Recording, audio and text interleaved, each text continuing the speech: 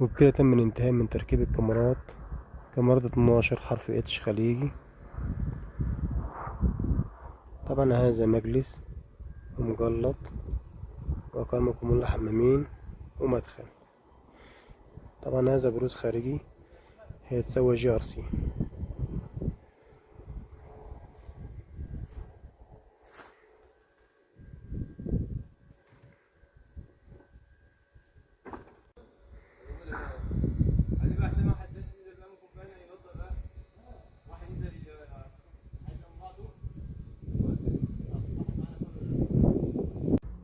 وبكده تم الانتهاء من تركيب تيوبات 60-30 للأبلكاش.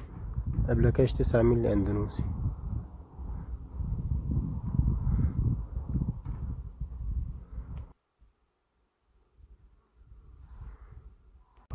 وبكده تم الانتهاء من تركيب أبلكاش 9 مللي أندونوسي.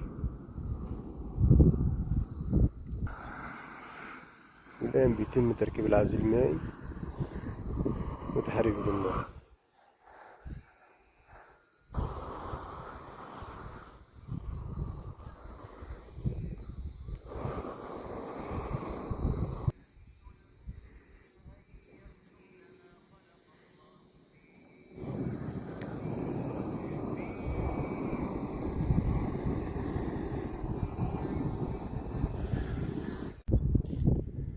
وبكده تم الانتهاء من فرد العزل المائي. ده كفايبر ضغط 160 4 مللي. وتم تنزيل مبسط. طبعا المبسط ده نفس الكاميرات اللي هي تحت الأبلكاش عشان يمسك الشبكة اللي فوق اللي هي حق الجرميد.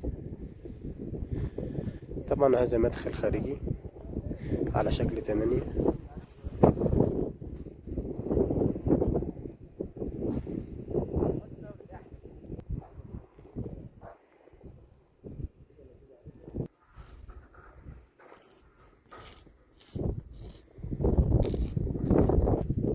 والآن بيتم تركيب تيوبات 30/20 من الجرميد.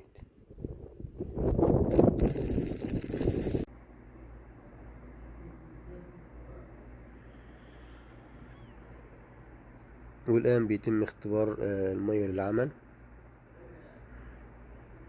طبعا من الضروري اختبار العزل كله علشان لو في أي تهريب أو تسريب من الداخل يتم علاجه قبل تركيب الجرميد.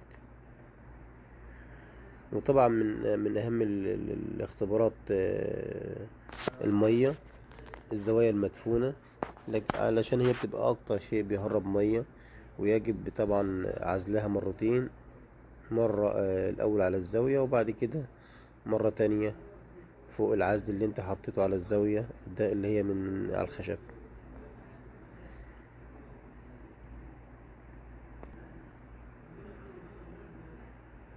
طبعا والآن بيتم تركيب التيوبات 30/20 اللي هيركب عليها الجرميد.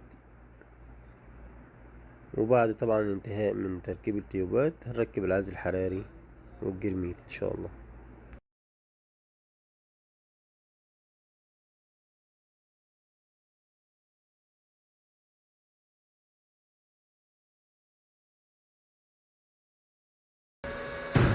وهذا من الداخل بعد اختبار المية.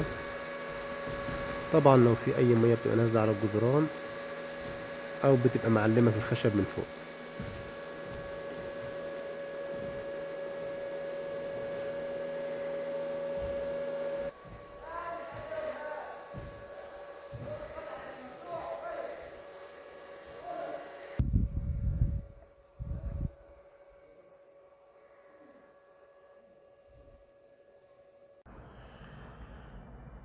وبكده تم الانتهاء من تركيب التيوبات 30/20 للجرميد. والآن بيتم تركيب الجرميد. طبعا الجرميد هنا أسباني مخلوط أزرق مع أسود مع العزل الحراري.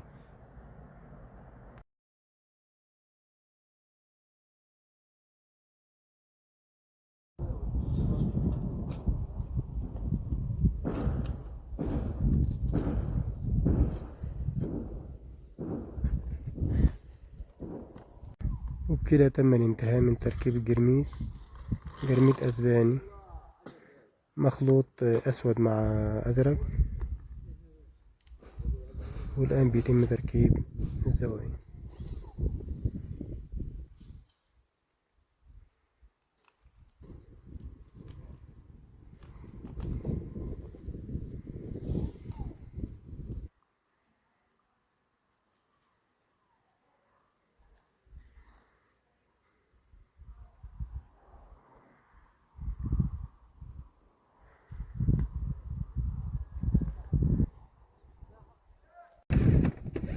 وبكده تم الانتهاء من تركيب الزوايا، باقي عليه تغسيل العمل.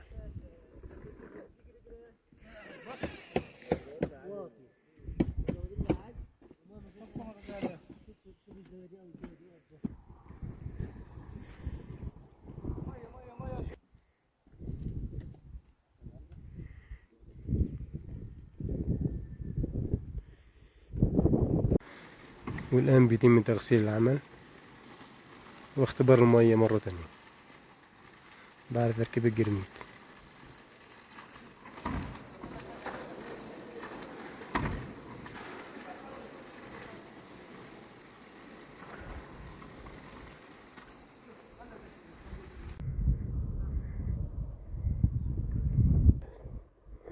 وبكده تم الانتهاء من تغسيل الشغل. طبعا هذا ملحق حرف ال من طرف مثلث مقفول، من طرف الآخر مفتوح على شكل 8.